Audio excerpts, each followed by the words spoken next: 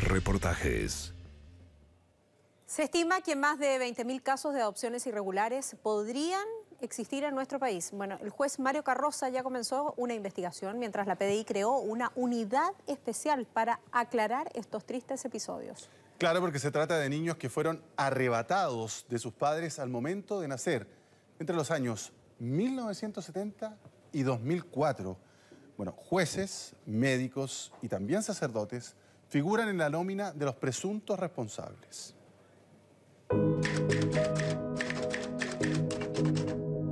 La asistente social de un principio se sintió muy interesada en mi guagua. En ningún momento yo di mi hija en adopción porque no firmé nada, ningún papel. Me quitaron un hijo, me lo dieron por muerto. Estas adopciones forzadas durante la dictadura militar constituyen una violación a los derechos humanos.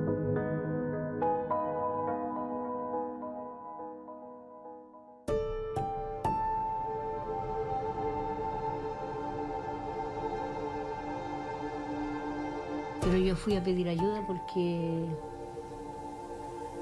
estaba en la calle, una guardería, para mientras que yo buscara trabajo y me la tuvieran ahí mientras que yo me estabilizara. Nada más que eso. El testimonio de Carmen Gloria se replica dolorosamente en una etapa oscura de nuestro país. Miles de madres perdieron a sus hijos por el solo hecho de ser pobres. Desde 1970 hasta pasados los 90, Chile se convierte en uno de los principales promotores de las adopciones al extranjero. Aquí operó un plan, una política nacional de infancia, pero focalizada en la infancia pobre, donde se promovía la adopción de estos niños en vez de que sea el Estado, digamos, el que se hacía cargo de poder mejorar su situación.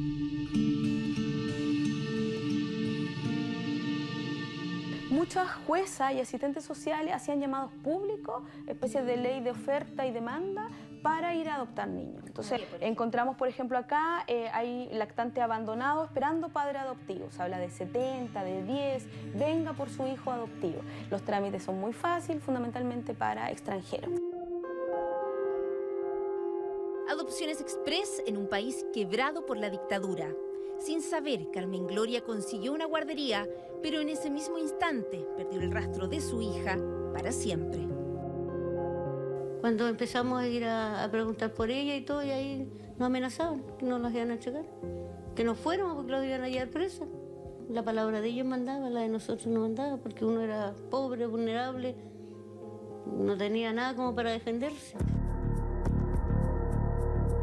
Una red operaba clandestinamente bajo el alero de la ley.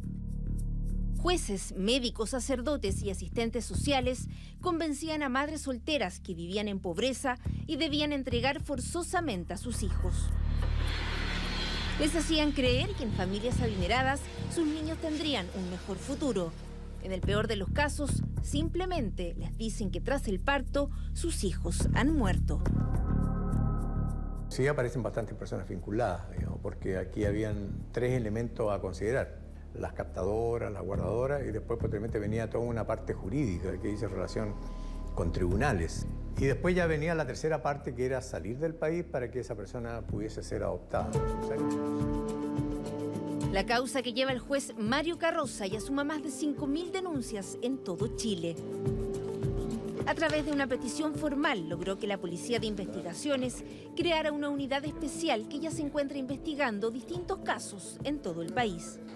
Hoy en día nos hemos encontrado con muchas mujeres que piensan que sus hijos están fallecidos y no es así. Los antecedentes que tenemos hasta este momento, nosotros proyectamos que podrían tratarse más de 20.000 casos la cantidad de adopciones irregulares y sustracciones de menores que se podrían proyectar.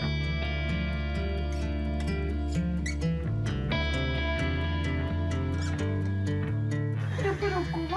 Diosito tan grande también, ¿cómo puedo escuchar? ¿Te escuchó? ¿Me escuchó? ¿Te escuchó, Diosito? ¿Te escuchó?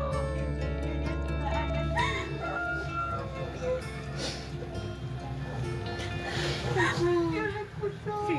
Dios me escuche. Buenas noches, que Dios no me llevara. Quería verla, conocerla, saber cómo está. Mira, ¿te parece a mi mamá? Se parece a la mica. ¿Me parece a mi mamá? No, se parece a la Ana. ¿Y a dónde está? En Suecia. En Suecia. ¿En Suecia? ¿Es tu hermana? ¿En otro país? Sí.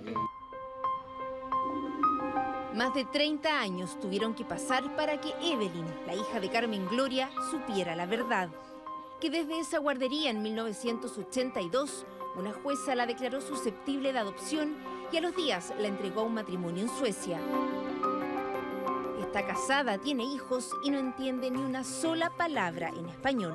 För mig känns det är den här overklighetskänslan. Jag vet att vi sitter och pratar över telefonen med min mamma och jag har gjort med systrar. Och vi gör det.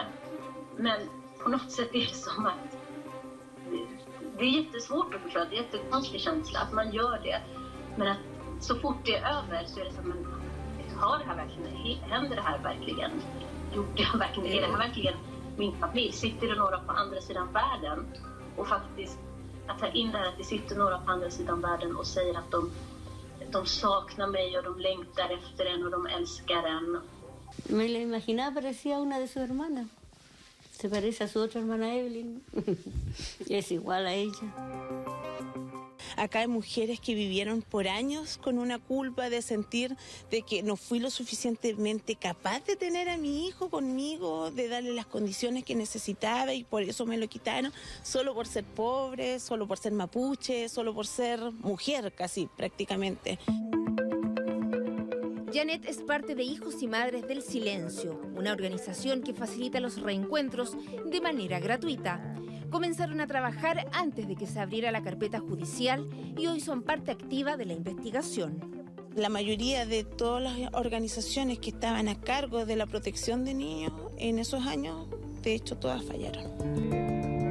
Hijos con certificado de parto que nunca fueron inscritos en el registro civil y que tampoco cuentan con certificados de defunción. Personas que tienen doble identidad, no conocen a sus padres, tienen una vida afuera, pero que no saben cuáles son sus familiares acá en Chile. Entonces, me parece que esa incertidumbre para un niño o después para un adulto viene siendo de extrema gravedad. 2 años ha impuesto el ministro como plazo de investigación. Buscar responsables, facilitar los reencuentros es parte de la tarea que recién comienza. Invitamos a la ciudadanía a que se acerque a los cuarteles de la Policía de Investigaciones de Chile a lo largo del país y que pueda denunciar si en algún minuto fue víctima de estos hechos, a fin de aportar los insumos necesarios para que nosotros podamos llevar adelante las investigaciones y dar respuesta oportuna a sus requerimientos. Sustracción de menores podría ser el delito a perseguir con condena efectiva de hasta 10 años y 1 día. Eso mientras a miles de kilómetros y con la barrera del idioma, miles de niños nacidos entre los 70 y los 80 esperan con ansias encontrar en nuestras tierras a sus verdaderos padres biológicos.